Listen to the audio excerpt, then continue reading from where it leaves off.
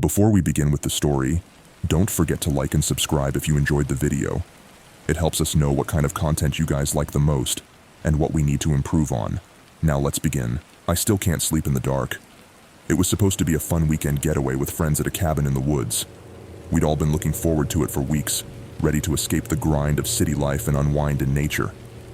There were 6 of us: Mike, Lisa, Chris, Jenny, Alex, and me. We'd packed enough food, beer, and games to last us the whole weekend. The cabin was perfect. It was rustic but cozy, nestled deep in the forest. The first day was great. We hiked, barbecued, and sat around the campfire, sharing stories and laughing. But as night fell, things took a turn. We were gathered in the living room, playing cards and sipping on beers. The only light came from the fireplace and a couple of lanterns. Suddenly, the lights flickered and went out. We groaned, thinking it was a blown fuse or a problem with the generator. Mike, being the most handyman-like among us, volunteered to go check it out. He grabbed a flashlight and headed outside. A few minutes later, we heard him shout, "Hey guys, come check this out." His voice was excited, but with a tinge of something else. Concern, maybe. We all followed him to the back of the cabin, where the generator was located. The flashlight beam was focused on the generator, which was completely destroyed. It looked like it had been mauled by a bear or something, wires and parts scattered everywhere. But there were no bear tracks or any signs of an animal. Just the generator, wrecked beyond repair. "How the hell did this happen?" Alex muttered, peering into the darkness. "I don't know, man," Mike replied, scratching his head. "But it means we're without power for the rest of the weekend." We decided to make the best of it. We still had our lanterns and flashlights, and the fireplace would keep us warm.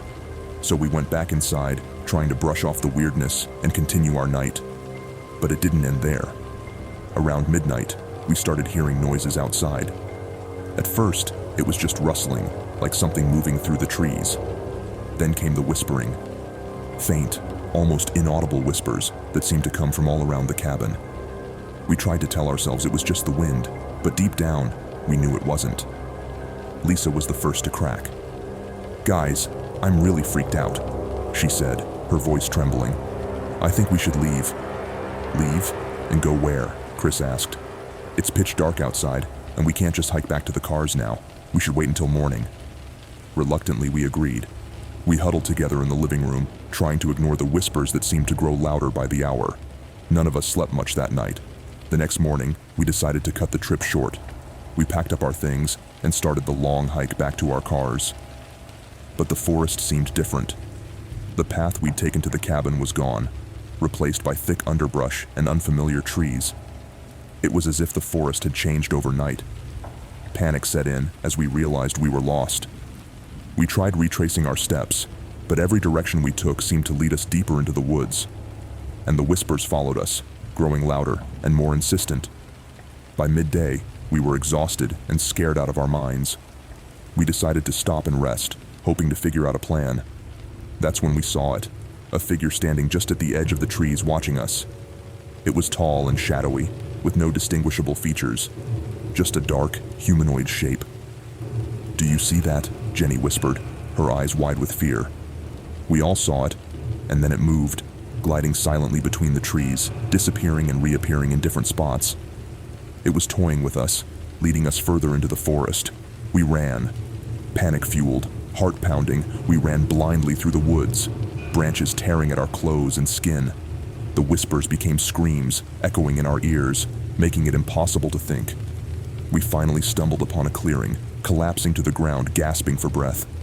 The figure was gone, but the fear remained, a heavy, suffocating presence. "We need to keep moving," Mike said, his voice shaking. "We can't stay here." As we trudged on, we came across an old, dilapidated house. It looked abandoned, but we had no choice. We needed shelter. Inside, it was even creepier than outside. Dust and cobwebs covered everything, and the air was thick with decay. We huddled together in what used to be the living room, trying to come up with a plan. But the whispers had followed us, filling the house with their eerie, disembodied voices. Suddenly, the door slammed shut, and we were plunged into darkness. Our flashlights flickered and died, leaving us in pitch black. We could hear movement all around us, the soft shuffling of feet on the wooden floor, and then silence. Out of the darkness came a voice, clear and cold. "You shouldn't have come here." The voice sent chills down my spine. It was close. Too close.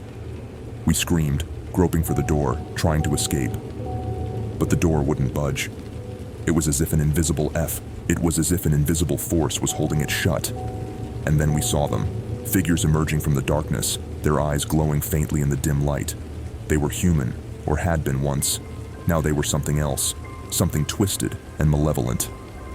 "We need to stick together," Mike shouted, but it was too late. The figures lunged at us, their cold, clammy hands grabbing at our clothes, pulling us apart. I don't remember much after that, just flashes of terror, screams, and darkness. When I woke up, I was alone in the woods, the house nowhere in sight. My friends were gone. I stumbled through the forest for hours, days maybe, until I found my way back to the road.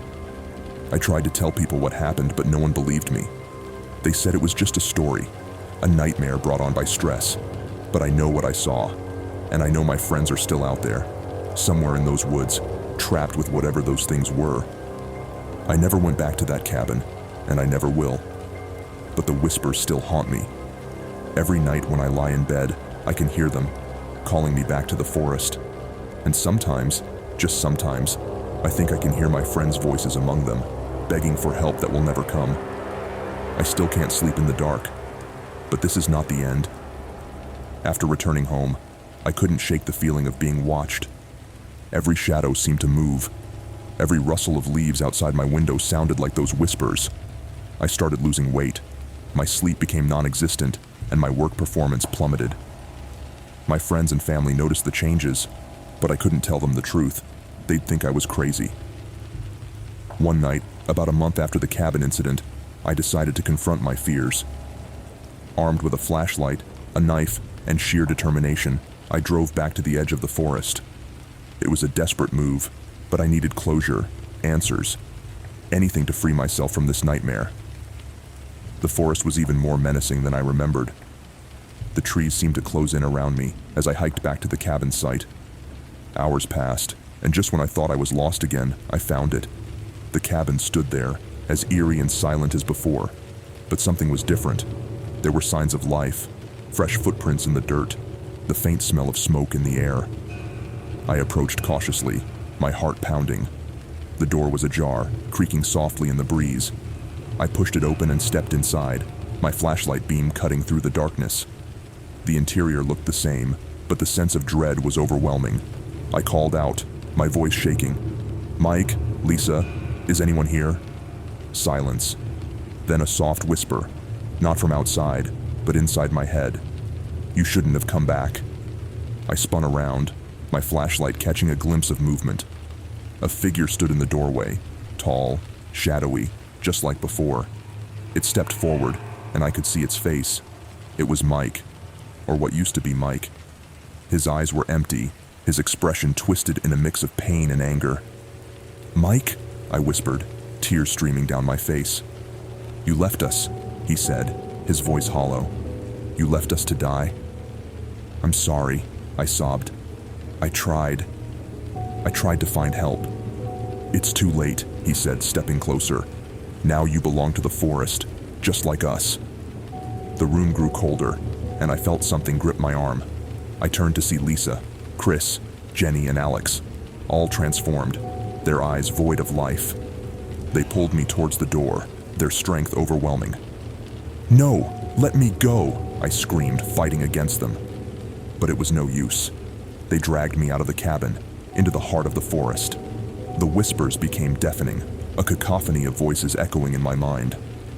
The darkness closed in, swallowing us whole. Days later, a search party found my car abandoned at the forest's edge. They combed the area, but found no trace of me or my friends. The cabin was empty, as if no one had ever been there. The locals whispered about the cursed woods, tales of people disappearing, never to be seen again. And now, I am